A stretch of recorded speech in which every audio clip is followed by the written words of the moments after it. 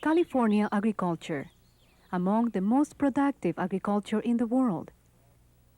Farming operations use state-of-the-art technology, but also remain very labor-intensive. And to perform this labor, California has for years relied on people from other lands. Chinese immigrants came to these fields from the gold mines and railroads in the 1860s, but public hostility and legislation eventually forced them out, leaving growers without an adequate labor supply. Japanese and Filipino immigrants followed as sources of labor, until similar reactions also forced them from the fields.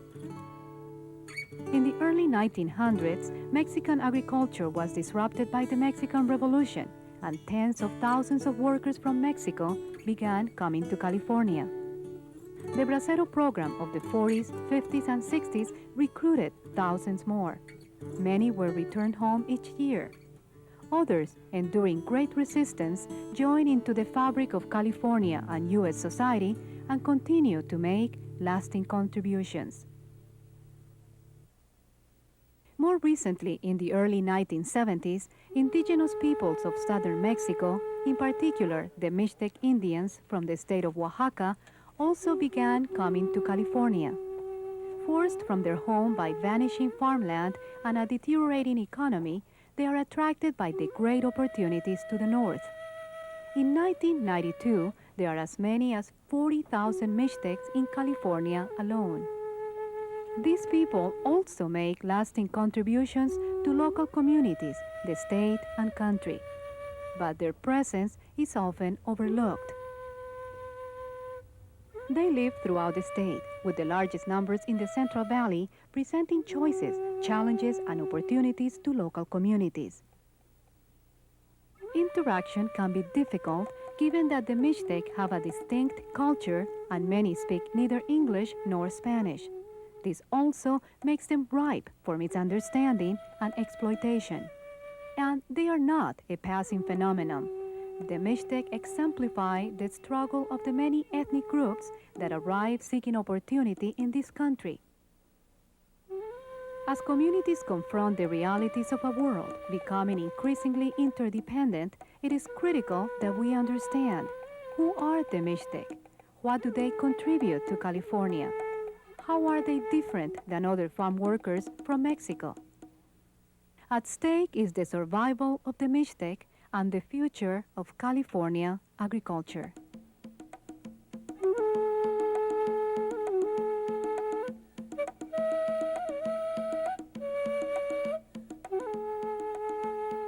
Oaxaca is a state in southern Mexico. It is the homeland for 17 indigenous groups, including the Zapotec, the Trique, and the Chinantec. These groups have their own languages and their own cultures, which are kept distinct in part by the tall mountains that divide the region. The Mixtec are among the largest of these groups. Their language is Mixtec, and their culture emphasizes family, community, common resources, and shared responsibility. Most are villagers living in remote areas and carry on long-standing traditions.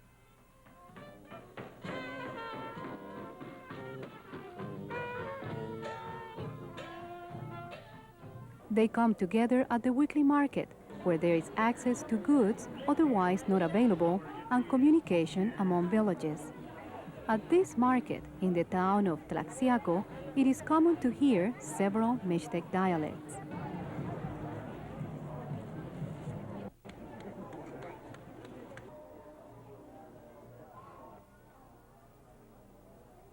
The Mixtec are an ancient people. They have inhabited this region for over 2,000 years. Their history is recorded in the few remaining pictographs or codices that were not destroyed by Spanish conquerors. The codices tell the story of the Mixtec people from their creation in the waterfall of Apoala. It was here that the great ancestors emerged from the center of the earth and spread in the four directions of the world. They tell of Mixtec's spiritual connection to their homeland and their role as a people of the clouds, the Nusavi, overseers of this land which they have borrowed from their children. And the codices reflect Mixtec survival. As skilled agriculturalists, they developed innovative cropping techniques and cultivated a deep respect for natural systems. For centuries, the Mixteca was a region of dense forests and clear running rivers.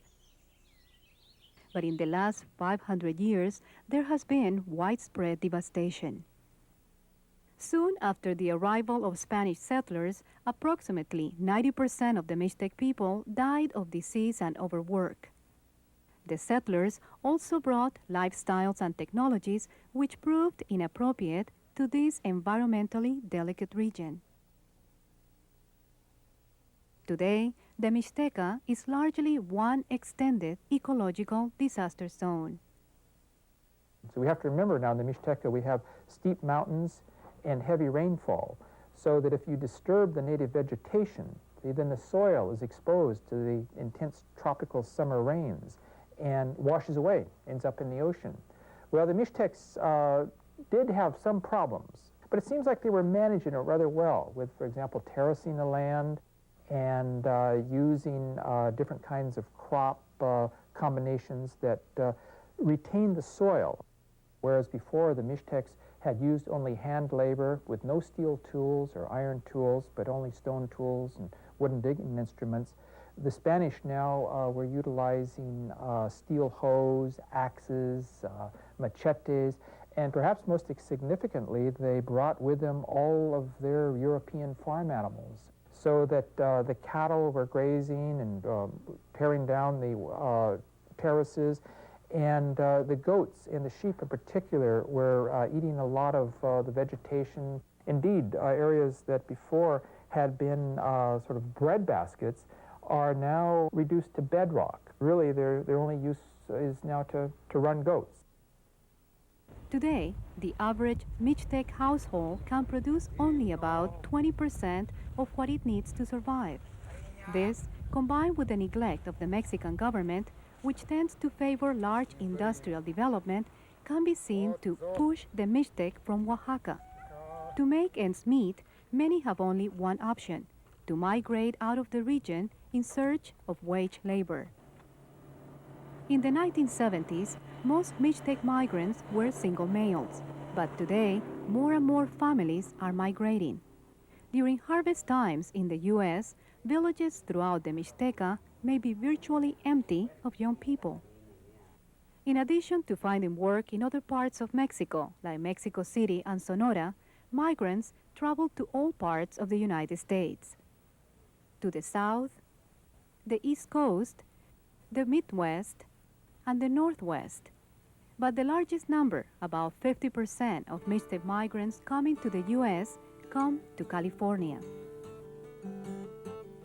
Mixtecs finding work in the fields encounter an agriculture very different from that in Oaxaca. A highly technological agriculture, the most sophisticated agriculture production system in the world. But despite their growing numbers and the fact that many Mixtec families have established long-term residence in California, they remain largely invisible. Many are here only part of the year and stay in labor camps removed from the city. An unknown number are undocumented and purposely try to hide. But the Mixtec's low profile also has to do with culture, their shyness, their tendency to remain in groups among themselves, and the fact that many feel alienated in a society very different from their own. Many employers, however, see these same attributes as desirable and hire Mixtecs to work on their farms.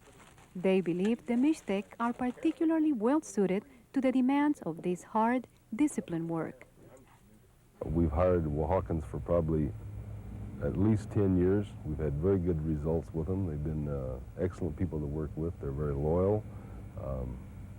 They're very peaceful type people. We don't have any problems at all as far as in the community or within the camp itself. They have a mannerism all their own. They're very peaceful people. They're not what you would call an aggressive person at all.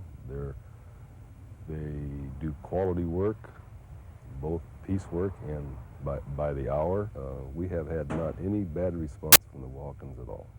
I'm not too sure about a lot of their cultural things, but I know that they have a different dialect.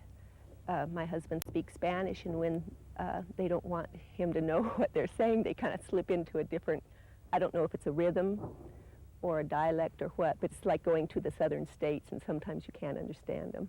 This is a hard, dirty job. You have to be young, hungry, like my ancestors were. This is the work they did when they came over. So we need these people. I did this work when I was little. I know it is. It's hard, terrible, nasty work. And these guys are professionals. Many Mixtec rely on California agriculture as their main source of income. But California also relies on the Mixtec. Indeed, there exists an interdependence between the economy of California and that of the Mixteca. Why are there jobs available here? Well, it's because of the nature of California agriculture. It's a very interesting kind of agriculture because on one hand, it's very capital intensive. It's very high tech. But many crops, particularly things that still have to be harvested by hand or prunes, such as grapes and many fruit trees, require this intensive hands-on labor. And so the growers are very dependent, upon a labor force that can show up when the tasks need to be done and then ideally move on. So there's sort of a mutual dependency here between the needs of the Mixtecs to supplement their for subsistence agriculture in Oaxaca and the labor requirements of California growers. As intertwined as these two economies are the sentiments of the Mixtec people who have attachments to both places. To be a Mixtec migrant is to be connected to two communities, two cultures, two nations. While in California, they maintain strong ties with their families and communities in Oaxaca. While in Oaxaca, they feel the pull from the north, the pull of prosperity and hope for a better life. Thus, the Mixtec are transnationals in a most vivid sense. The push from Oaxaca and the pull to California, then, when their work is complete, the push from California and pull back to Oaxaca keep them in almost constant motion. Many migrants make the 5,000-mile round-trip journey each year. The border between Mexico and California is unique. Here, migrants can literally walk from the so-called Third World into San Diego County, one of the richest counties in the United States. Because of IRCA, the 1986 Immigration Reform and Control Act, most now migrate legally. But for newcomers and persons without documentation, the way to the fields is less certain, and a network of guides, or coyotes, has emerged. Migration itself can be seen as Mixtec tradition. According to indigenous legend, people first arrived in Oaxaca after an elaborate series of travels. Then, as now, migration is a matter of strategic survival for these native people, for whom the entire North American continent is their country. Today, the Mixtec return to Oaxaca to be with family and to fulfill community responsibilities as illustrated by the tequio. Tequio is a centuries-old tradition in which members of the community decide upon and build projects that will serve the community, like this town water supply. Women and children also participate, but men perform most of the physical labor. So migrants periodically come back home, to fulfill municipal offices, to sponsor fiestas, and to work in tequio. In a sense, each of these communities is like a very large extended family. There's an intense sense of belonging to these communities.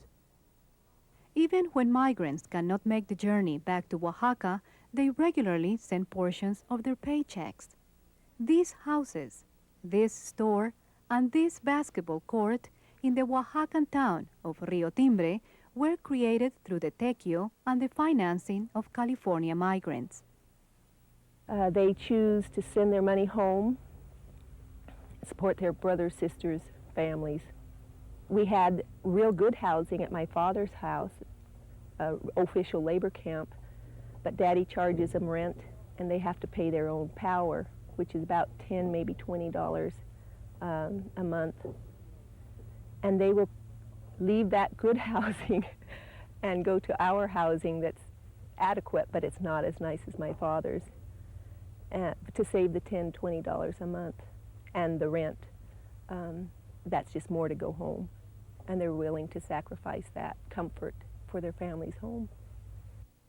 Apaleo Guzman, a Mixtec from the Oaxacan town of San Miguel Cuevas, has been coming to California for the past 5 years.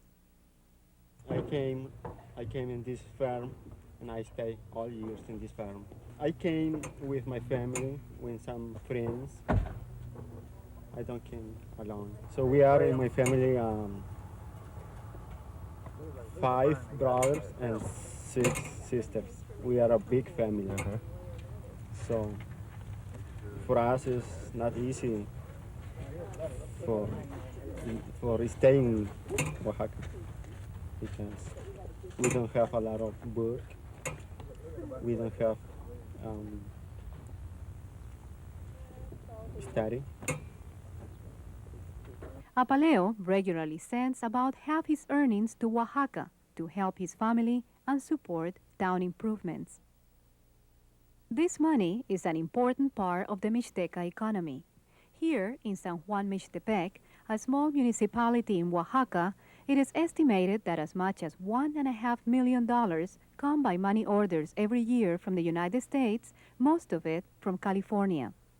This amount alone exceeds the state government's entire budget for the region, and more is brought in person by migrants upon their return to Oaxaca. In the Mixteca, we have a labor force which is a major industry. The money the Mixtecs send and bring back is equal to the amount brought in by all the fruits and vegetables exported to the U.S. from all of Mexico. The Mixtec's sense of community responsibility is also evident in California. Here, migrants have formed mutual support groups. In the Fresno area, for example, Juan Martinez and Filemon Lopez are working to establish a cooperative farm. With the help of local resident Jason Hubbard, who has made 5 acres available, they hope to develop this project into a money-making activity. We have had the tradition of tequio and cooperative work for thousands of years, and we believe this tradition lives on. Even after the Mixtec leaves the village and comes to work in the United States, he still contributes to his community. We're interested in teaching our people their rights, their basic rights in health, housing, and education. Our goal in the association is to create a new consciousness for our people who are coming into this country. Support also comes from the University of California's Cooperative Extension Farm Advisor Office in Fresno. The fact is that the co-op does not operate in a vacuum. They have to compete against other growers. They have to compete for a market share. They have to sell what they produce. They have to sell a good quality produce. They have to produce early. They have to produce a high yield at reasonable cost. And these are all business decisions that have to be made in spite of other things that bring them together. You know, in the case of the Mixtecos, for instance, I do not doubt for a minute that they have a very strong feeling of attachment to each other. That may be a plus. Great, but that's not the only thing that's going to enter into whether they are or not successful. The practice of Mixtec community responsibility also takes unique forms. In Fresno, Hugo Morales, a Mixtec and graduate of Harvard Law School, founded Radio Bilingüe to serve the Spanish and English-speaking people of the Central Valley, as well as local Mixtecs. There is this strong sense that one must commit some time, and not just time, but talent of the one may have as a contribution to our community. Even a person like myself who leaves the community and ends up in some place like Boston still has that whole sense that somehow one has a duty to to give back or contribute to one's community. And that's a positive thing they can contribute to the state, is that sense of giving as a duty, you know, and not just giving as somehow that just an afterthought. And so it's a really, really important value that we have. So I think that those values are the kind of values that you would want in any community, whether it be in California or anywhere in the world.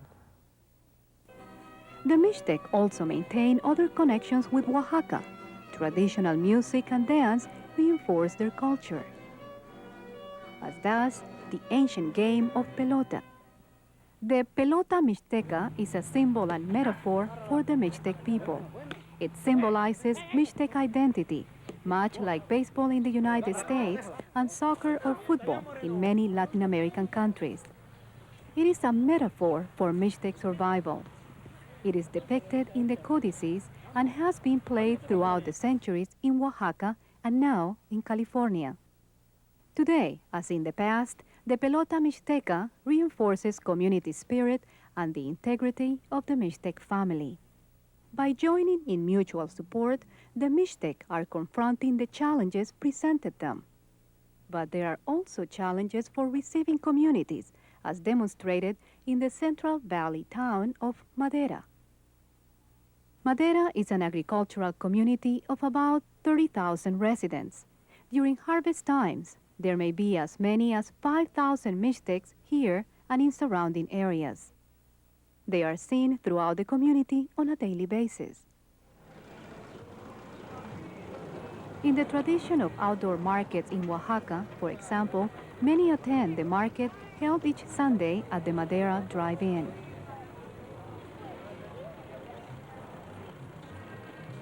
But as the Mixtec population has grown, so has its needs for social services. One example is health services. The Madera Family Clinic provides primary health care, advice and education for Madera residents, including the large Hispanic community. But the clinic is challenged to meet the needs of the 30 to 40% of its clients who are Mixtec. I think the main problem that comes from the Oaxaqueños is that here at the clinic we have a big, large staff of Hispanics. A lot of people here speak Spanish. However, there's not anybody who speaks their language, Mixteco, and there's a barrier because we don't get a chance to communicate. Well, I'm a health educator, and what I do is I meet with the parents. If a child comes in for immunizations, then they come back to me and we talk about nutrition and we talk about growth, and a lot of the parents aren't sure exactly what it is that I'm doing, and so it's hard for them to open up, or they feel uncomfortable because it's not I'm not a doctor, or they don't understand my role, or a lot of the times just coming through the system is a bigger problem because of communication. Schools also are challenged. In 1992, Madera schools, with a total of 15,000 students, included an increasingly large number of Mixtec children. These kids have special needs since many speak only Mixtec, not Spanish or English.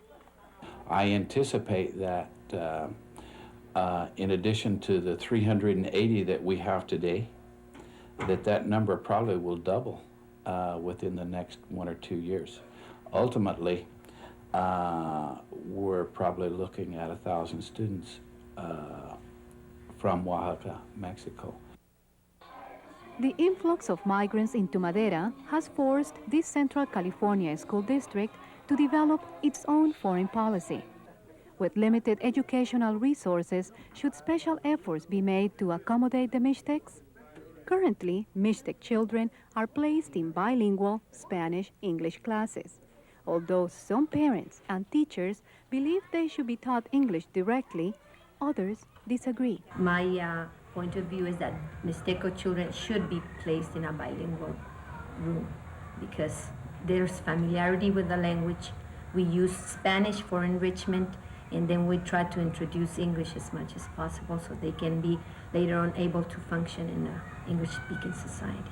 but we don't want them to lose their culture, their language, or their pride in their background. The Mixtecs see education as the key to a better future, not only for themselves, but for their families and communities, both here and in Oaxaca. And many have done well. Madera High's 1991 valedictorian is a Mixtec who has gone on to study at Stanford University.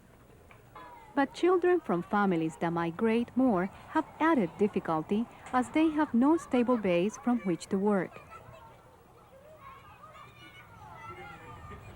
Madera schools hope to help these children by eventually hiring several trilingual teachers who can converse in English, Spanish, and Mixtec. In the meantime, a trilingual aide has been hired, as have several educators who travel to children's homes. Through its schools and health services, Madera has begun to embrace the Mixtec as a valuable part of the larger community. But despite the Mixtec's labor, their contributions to local culture, and the taxes they pay to local, state, and federal government, they have become easy prey for exploitation. In addition to the often hazardous working conditions, many Mixtecs are employed through labor contractors who sometimes cheat them of salary and benefits. The farm labor contractor is a type of middleman that is able to recruit farm labor, speaking particularly of Mixtec farm labor, and deliver it, that labor to growers. Now this actually is imposing another level of management, say, between the producer and the employee. So you would think that that would increase cost. But it turns out that the farm labor contractor is more often than not able to deliver a labor that is sometimes more productive and cheaper to pay. Well, how do they do this? Oftentimes by a complex series of what in effect are kickbacks. Very often we find that a requirement, a de facto requirement for working for a farm labor contractor is that even if you have a car, you leave it home and you ride to work in the contractor's vehicle. And he might charge you anywhere from $1.50 to $3 for that. Right now, if he has a whole load full, see, that's quite a profit for him.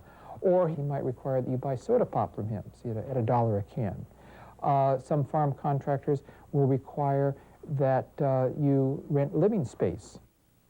Even workers paid through computerized systems may be cheated. Here, after legal deductions were made, additional ones were penciled in, substantially cutting the worker's pay.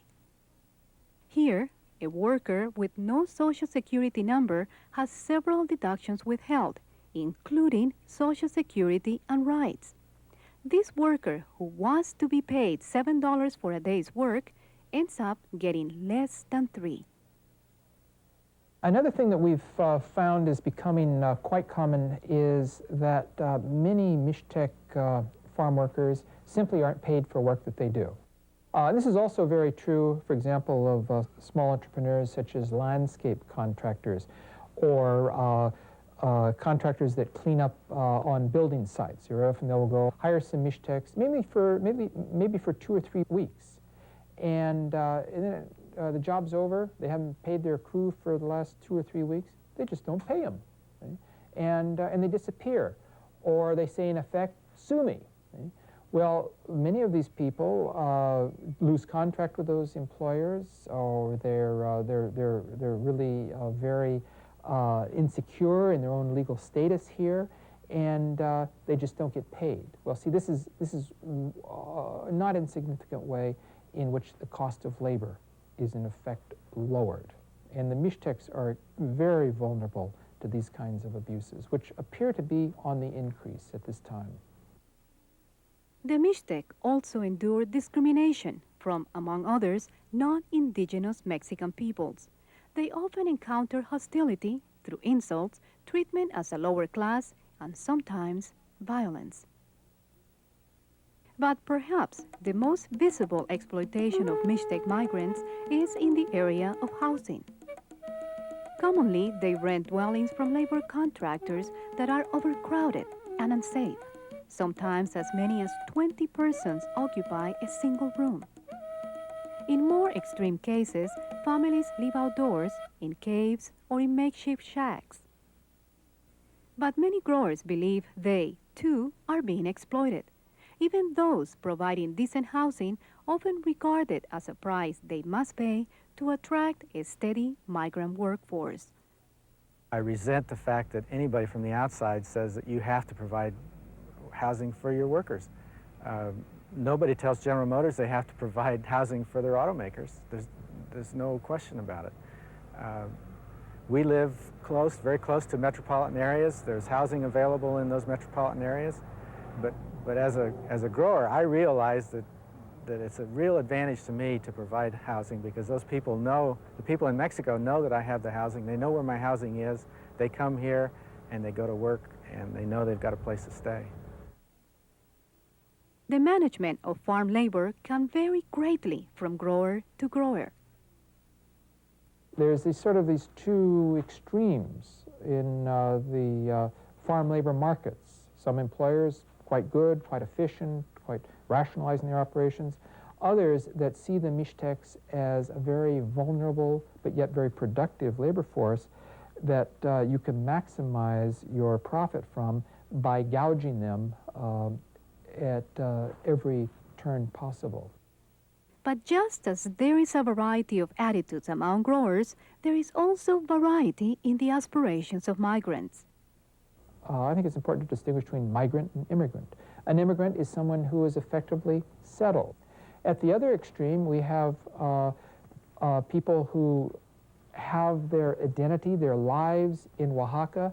They come up here, maybe it's just one or two members of the household, to sort of take up problems in cash flow, as it were, to round out the household budget. But their life is in Mexico, it's in Oaxaca, and that's where they're going to stay. We have some, you see some migrants that are young single men. For every one of those kids that's on an adventure, there's, we don't know how many men that are up here very seriously commuting to work, coming up here to get that job, get that paycheck, and all they want to do is make their target wage and try to get that money, as much of it they can, back home. The variety of attitudes and aspirations among farm owners and farm workers is evidence that these partnerships are tenuous at best. Many now look for ways to end the relationship, though neither can yet afford to. Lee Simpson, for example, recently developed machines which utilize rolls of paper instead of paper trays to more efficiently harvest his raisin crop. In the short run, this benefits both farm owner and farm worker. But in the long run, it threatens the supply of jobs.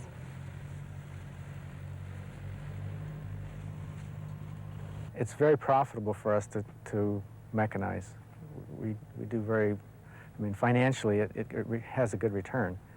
And at the same time, it reduces our dependency on something that we really can't control. If the labor source, if there's a rumor gets started in Mexico that there's a short crop or there's no work in California, they won't come here. And we're dependent on that rumor. So what we have to do is try to manage as many areas of risk as we can, and one of our areas of risk is labor supply. And if I can mechanize it and park my machine in the shop and get it out when I need it and go do the work with very few people, and people probably that have been working with me most of the year, I'm at a real advantage.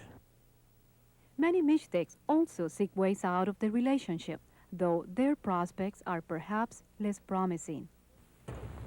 I hope to go to school and to learn more English and looking for a better job because I need to improve my life. I don't want to work every year to have because I need more money. What does the future hold for Apaleo and other Mixtecs trying to improve opportunities for their families and communities? Some believe the North American Free Trade Agreement will improve conditions in Mexico, lessening the push from Oaxaca and the pull to California. Others disagree. In either case, the debate acknowledges that the situation transcends national boundaries and requires a transnational solution. The issue of labor has not been included in negotiations about the free trade agreement because both the U.S. and Mexican governments know that the Mexican workers are going to cross the border anyway, and especially the Mixtec farm workers.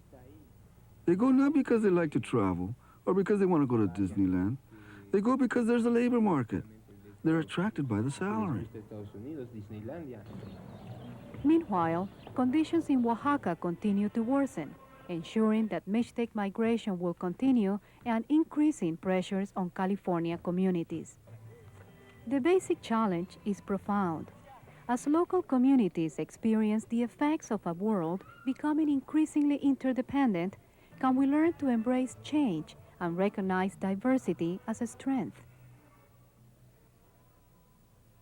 If we wish to work with Mixtecs, both through their organizations, through their communities, and as individuals, what we must take into account and build our strategies upon is the extraordinary, viable, cultural, social, political resources that they have in their communities by virtue of being indigenous communities that have been survivors, communities of survivors for literally thousands of years. An interesting question we might ask is who's going to be replacing the Mixtecs? If indeed, see, they follow the history of previous foreign migrants, who's waiting out there? This is something we really don't know. In a traditional song popular among the Mixtec, the words tell of their being far from home and blown about like the leaves in the wind. In recent decades, those winds have brought them to California, presenting both the Mixtecs and us with choices and opportunities. Although they have been largely invisible here, the Mixtecs are seeking to be seen and heard. As individuals and communities, we can choose to see and hear them and be enriched by their cultural, social, and economic contributions. Mi pensamiento, y al verme tan solo y triste, cual hoja al viento, quisiera llorar, quisiera morir de sentimiento. Oh tierra del sol, suspiro por verte. Ahora que lejos yo vivo sin luz, sin amor. Y al verme tan solo y triste, cual hoja al viento, quisiera llorar, quisiera morir de sentimiento.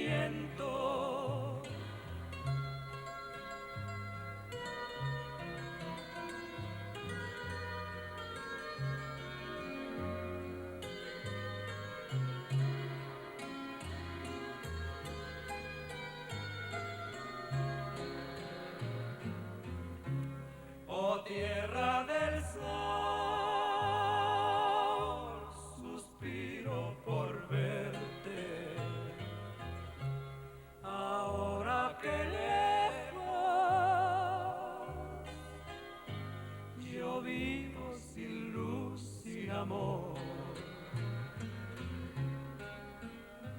Y al verme tan solo y triste, cual hoja al viento, quisiera llorar, quisiera morir de sentimiento.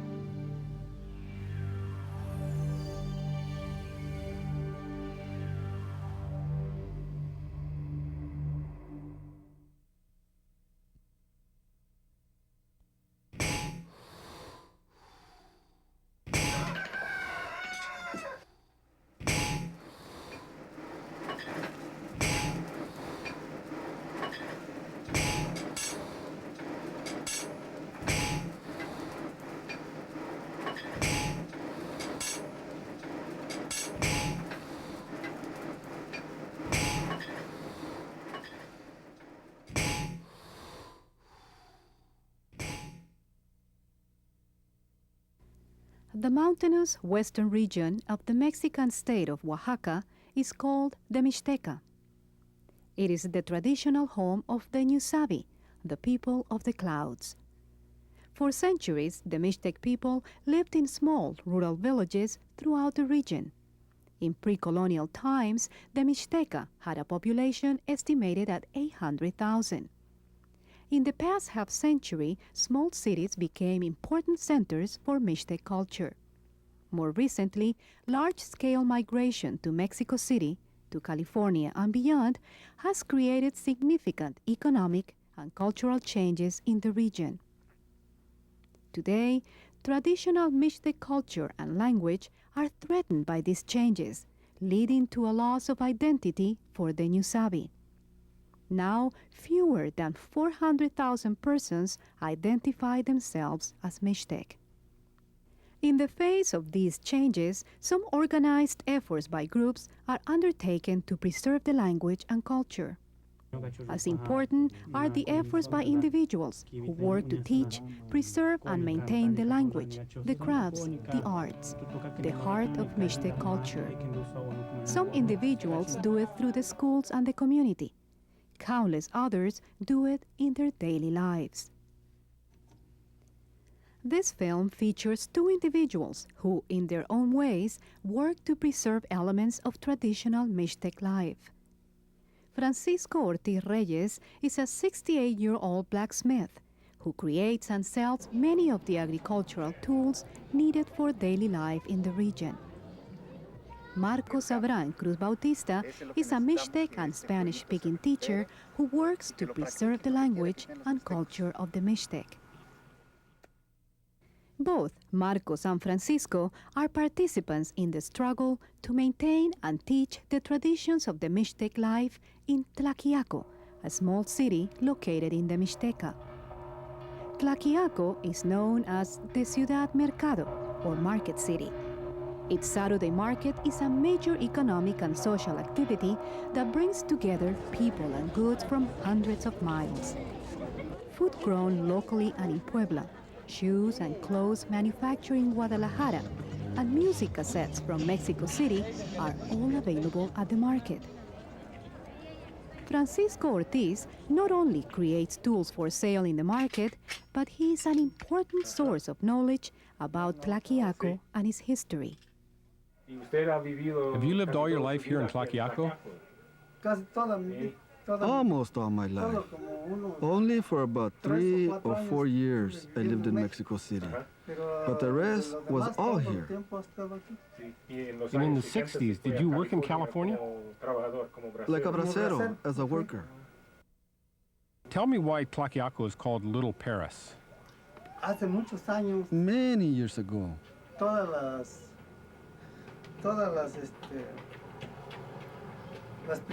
all the new styles from France and the other European countries, before they arrived in Mexico City, first they came here. The new dresses, for example, they came from Europe.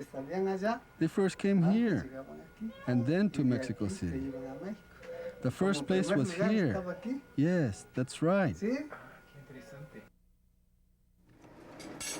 Like other blacksmiths there, 5 days a week, Ortiz rises at 4 in the morning to combine the elements of steel, fire, and water with his own strength to produce the tools used by local farmers. The making of the common steel plowshare used by farmers worldwide, as well as in Tlaquiaco, illustrates the skill, the organization, and the effort needed to produce such tools. Ortiz and his help must work in an organized and efficient manner.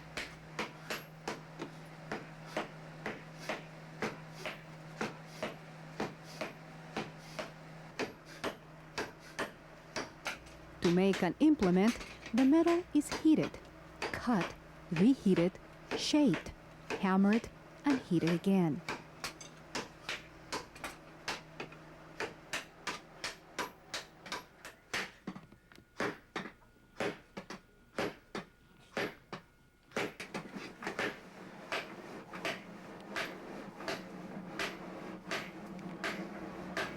Few words are spoken while they work. Communication more often is in code, such as the tapping of the hammer on the anvil to call the worker back.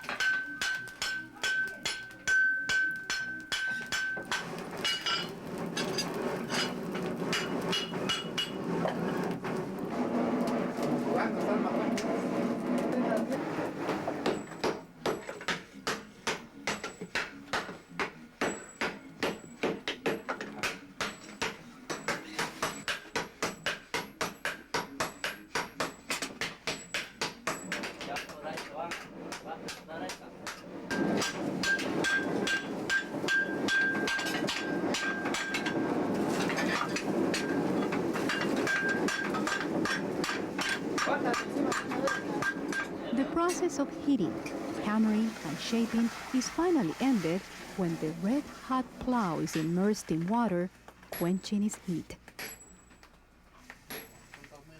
Even the basic plow shear takes time to produce, about an hour per plow. When it is finished, it is ready for sale.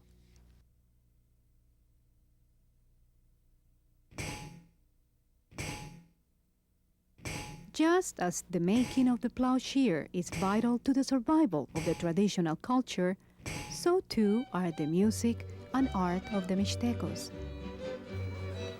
The preservation of games played by the children of the community also requires hard work and organized efforts.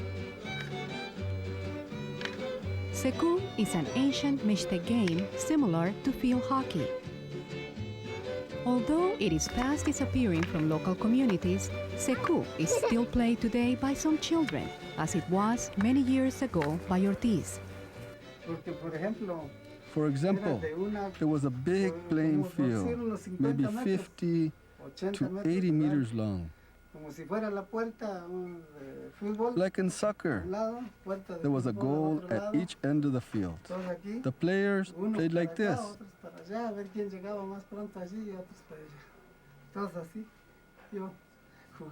Attacking each other. It is a pretty good game.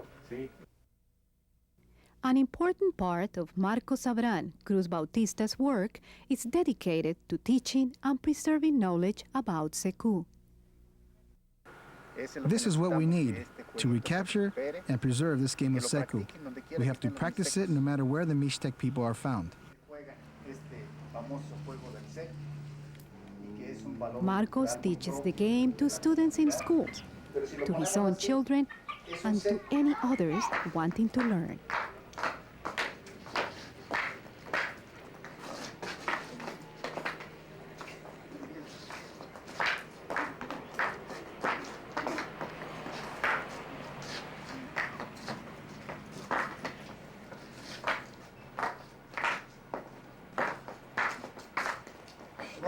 Ahí está un tanto a favor de él y a vivir más tiempo en este mundo.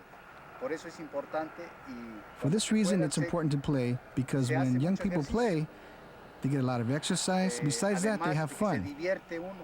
They sweat, they release their emotions, and they simply wear themselves out. It's also important to continue playing secu because it is one of our cultural values, and it's very much our own. It's important to rescue the game and preserve it throughout the region so that our culture is not lost. Both the knowledge of the game of secu and of the craft of blacksmithing will disappear if they are not practiced or taught. Although they represent only small elements of the Mixtec culture, their preservation, nevertheless, affirms Mixtec community life.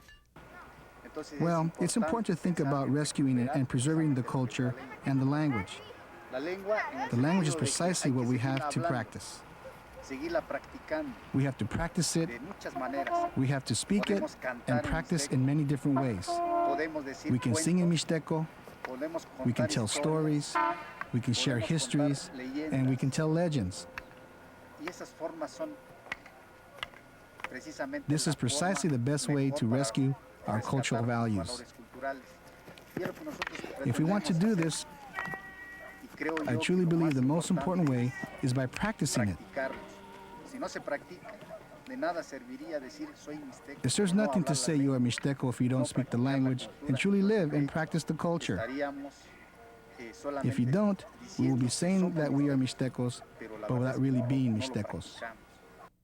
The dedication, strength, and stamina, as exemplified by Marcos Abraham Cruz Bautista and Francisco Ortiz, are prime elements needed to successfully teach the traditions of any community.